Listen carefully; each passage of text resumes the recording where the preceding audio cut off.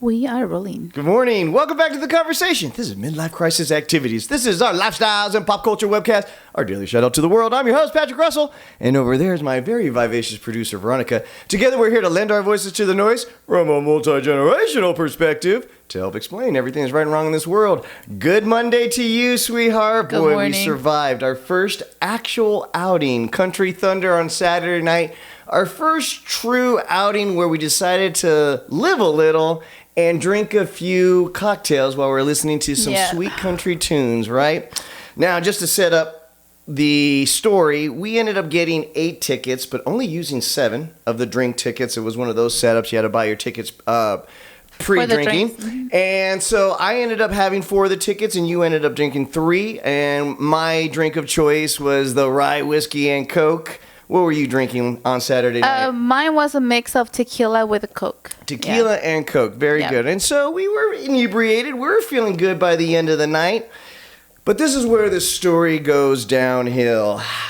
This is where it gets pretty interesting. Well, so now I remember that I am 15 years older than you, and that doesn't become more apparent than after a night of drinking, where the morning after comes, and here I am struggling to get out of bed, looking for anything to start up my metabolism to get these poisons out of my system, and there you are, like a bright, bushy bunny ready to go. Is that right? Yeah, I mean... Tell me, how is it having to take care of the older generation and nurse them back from a slight hangover? It wasn't even a major hangover. It was a slight hangover that required a lot of calories. I ate, 4 times yesterday? Yeah. And a few naps. I probably napped at least 3 times yesterday, too. So how did it feel having to nurse me back to health after one night of Country Thunder? You know what? This is where I ask myself, am I doing the right thing? Oh, no. This is where you start looking in the mirror and asking yourself, wait a minute, is this the right path for me? Do I have time to run away? So, no, I mean... Sorry, sweetheart. And it's been like that always. I mean, Patrick and I, we kind of stop or limit ourselves from drinking. COVID-19 had a lot to do with it. But then also, we're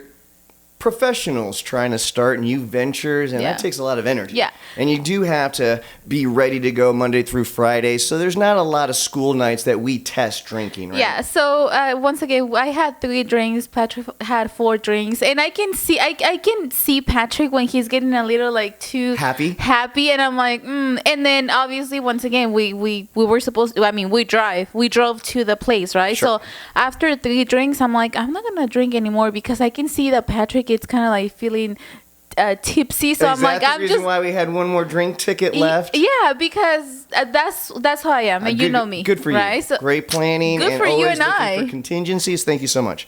Yeah. So the good thing is that I went to get food, so you kind of went back to normal. Absolutely. And that kind of helped. Plus, we were in the VIP section. Thankfully, the security was a little lax, especially earlier in the afternoon before the big acts were taking the stage. And so it was real easy to kind of mosey to the bar, pretending like we belonged. And then instead of going right, exit, we go left upstairs.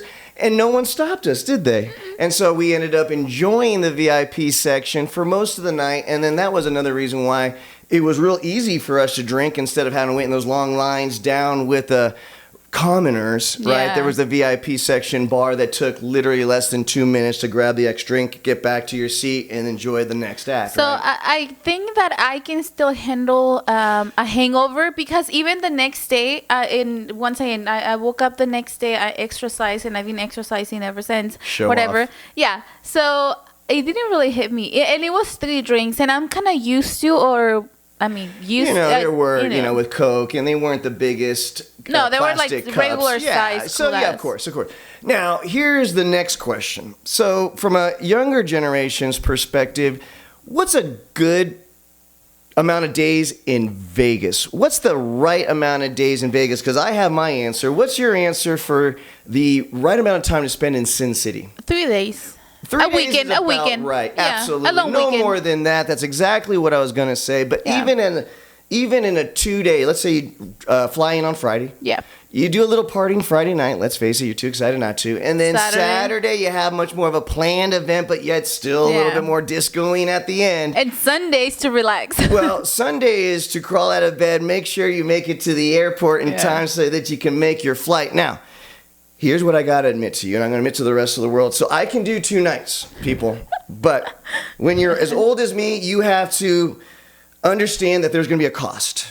You're going to be peeing at your butthole. I'm sorry. Oh after the second night of drinking, a man your age, a man my age, will now have to experience a little peeing at their butthole. Now, I know that sounds gross, but if you're willing to accept that cost, you still can man up and have a really great weekend in Vegas and still feel like you're one of the young guys out there. For all the ladies, you're not going to experience anything. You're just going to have to go to sleep and wake up the next morning with breakfast and then ready for the next day. And that's me at my age. And if you know your husband really well, always a good idea to maybe save off on that last drink ticket just in case you are the one that's going to be needed to call upon to drive home. But you weren't. I got us home. Well, you without any problems because you got me some food. We sat down for at least about an hour, and so I was good to go by the time we started driving home. Oh, don't forget the half a mile hike from the stadium area to the parking area. That was also a trek that really sobered you up. Real easy to get back home. Last thing, this is where I said Patrick's age and he's my age, because I'm always kind of like looking up for Patrick, like in case he gets drunk, and I'm like, okay, I have to drive. So I'm probably 45 and he's 30.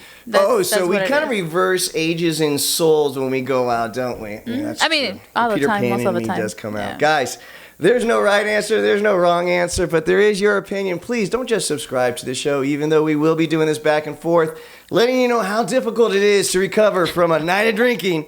But lend your voice to the show to make it a whole lot more fun. Guys, you already know. It doesn't matter what comes your way today. It doesn't matter what obstacles or challenges you may face. You just need to remember one thing. Give him hell. Have a great day, guys. We'll see you soon.